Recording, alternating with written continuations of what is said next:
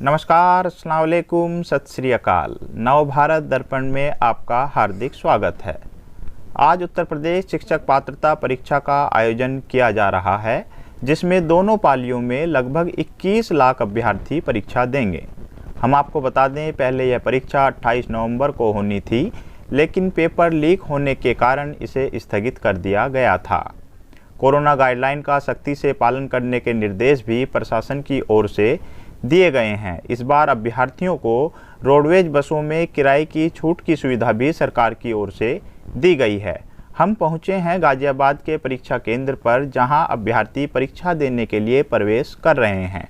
हम उनसे जानेंगे कि लगभग 2 महीने बाद परीक्षा हो रही है, तो उससे उन पर क्या फ़र्क पड़ा है, उन्हें फ़ायदा हुआ है इस समय का या नुकसान, और रोडवेज बसों में किराया माफ़ी से वो खुश हैं या नहीं। कहाँ से आई हैं? दिल्ली से आए हैं। 28 नवंबर के एग्जाम के बाद आज लगभग 2 महीने बाद इस एंट्री कर रहे हैं। आपको क्या कुछ कहना चाहेंगे नव भारत दर्पण को? अच्छा लग रहा है, पेपर हो जाए तो अच्छा है। पेपर हो जाए तो अच्छा है। तो नाम है आपका? जी, तो 28 नवंबर के बाद आज एग्जाम हो रहा है, तो इस पर आपकी क्या प्रतिक्रिया है? प्रतिक्रिया ये है कि काफ़ी अच्छा हमें टाइम मिला। अगर प्रिपरेशन अच्छी नहीं हो पाई थी बच्चों की, सभी ने अच्छे से प्रिपरेशन की है, लेकिन बारिश का बहुत बड़ा असर पड़ेगा इस पर, क्योंकि परसेंटेज कम रहेगी बच्चों की आने की। यानी कि जो समय मिला है ये आपके लिए फायदेमंद रहा है? फायदेमंद रहा, लेकिन वैकेंसी में थोड़ा डिले रहेगा। वैकेंसी में का एग्जाम दिलाने आए। जी, कहाँ से? लखनऊ से। लखनऊ से आए हैं। तो आप निजी वाहन से आए हैं या रोडवेज बस का सफर करके आए हैं? ट्रेन से फिर यहाँ। अच्छा, तो सरकारी सुविधा जो ये किराया माफी का था, उसका आपको फायदा मिला? नहीं सर, ऐसा कुछ नहीं मिला। उसका कोई फायदा नहीं मिला? आपने किसी रोडवेज बस में या ट्रेन में वो टिकट नहीं की जगह अपना एडमिट कार्ड नहीं दिखाया? क्यों ऐसा क्यों नहीं किया? नहीं किया क्योंकि हम जानते हैं उसमें अगर फंसते तो 3-4 घंटे 5 घंटे बस में चक्कर लगाते रहे। मैंने कुछ जगह दिखाया था तो रेलवे में, तो बोला नहीं, ऐसा मेरे पास कोई लेटर नहीं आया जिससे हम आपको इसकी सुविधा दे सकें। अच्छा, रेलवे के पास इस तरह की सुविधा का कोई लेटर सरकार की ओर से नहीं था? बिल्कुल सही बात जी। किस टाइम चले आप? सुबह आज? नहीं, कल चले थे रात। अच्छा, कल चले। आपको फायदा मिला है किराए में? हाँ, लड़की को मिला है, लड़की का किराया नहीं लगा। जी, नहीं लगा? नहीं लगा। तो कहाँ से? उत्तम नगर से आप यहाँ मुरादनगर तक पहुँचे, तो आपने एडमिट कार्ड दिखाया, कोई किराया नहीं लगा? नहीं, लड़की का नहीं लगा, मेरा जो साथ में तो नहीं, ये तो देखो सुविधा ही अभ्यर्थियों के लिए थी, आपका नहीं लगा। तो इस सुविधा से आप खुश हैं? हाँ, ठीक है, अच्छा। और लगभग आज 2 महीने बाद इस परीक्षा का आयोजन किया जा रहा है, तो इसमें आप क्या कहना चाहेंगे? क्या ये नुकसान हुआ है? उस टाइम बच्चे तैयारी कर रहे थे, या एक फायदा मिला है, काफी टाइम मिला है? देखो वो ऐसा कुछ नहीं है, मतलब थोड़ा अपसेट तो होता ही है बच्चा, कोई वो नहीं है। बाकी जैसे मतलब तैयारी वो जैसे एक बार फायदा ही है, ठीक है, कुछ और टाइम मिल गया तो।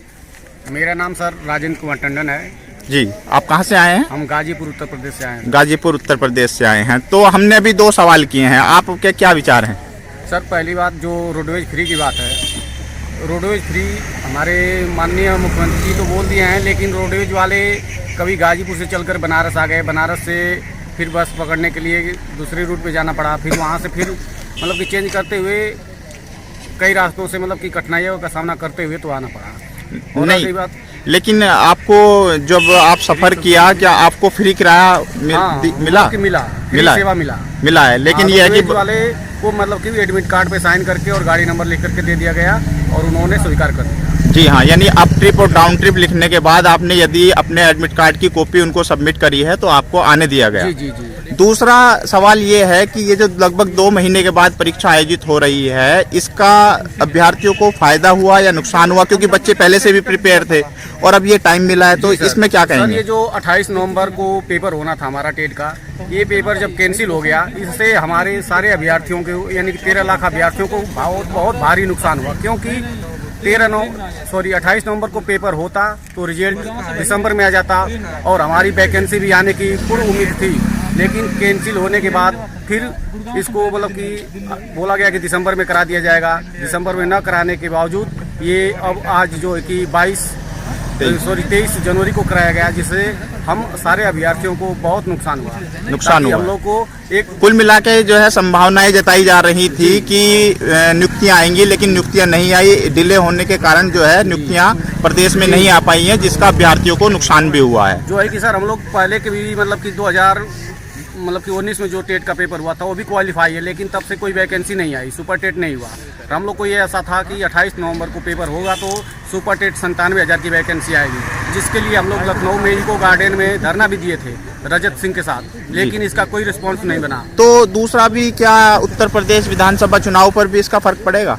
हाँ सर, क्यों नहीं, बहुत ज़्यादा फर्क पड़ेगा, क्योंकि हम सारे मिडिल और जूनियर के मिला करके सब मतलब कि 21 लाख अभ्यर्थी हैं, और उससे भी पहले के कुछ लोग टेट पास हैं, जो कि 97,000 वैकेंसी न देने के बावजूद हम सारे यूपी टेट पास सारे विद्यार्थी, चाहे कोई भी कास्ट का हो, सब नाराज हैं ये मतलब कि बीजेपी सरकार से, क्योंकि इन्होंने मतलब कि बोला कि जो शिक्षा मंत्री हैं सतीश जी, ये बोल रहे थे कि बीएड और बीटीसी करने को मैं थोड़ी बोला था आप लोगों को, ठीक है। तो सर ऐसे ऐसे ये लोग बोल रहे हैं, सारे स्टूडेंट परेशान हैं। हालांकि इको गार्डन में हम लोग महीनों धरना दिए, उसका कोई रिजल्ट नहीं है। कहने का मतलब ये है कि एक तो पेपर रद्द हुआ, उस टाइम जो है पेपर की तैयारी करके अभ्यर्थी आए थे, समय पे पेपर हो जाता तो नियुक्तियां भी प्रदेश में आ जाती, लेकिन नियुक्तियां नहीं आई, ये लेट हुआ है। अब चुनाव आचार संहिता लग चुकी है, तो नियुक्तियों का नुकसान अभ्यर्थियों को हुआ है, और इसके लिए आपने धरना प्रदर्शन किए, लेकिन उसका कोई इफेक्ट नहीं हुआ। लेकिन क्या चुनाव पर इसका फर्क पड़ेगा? जी, सीधा फर्क पड़ेगा सर, क्योंकि हम बेरोजगारों को रोजगार चाहिए,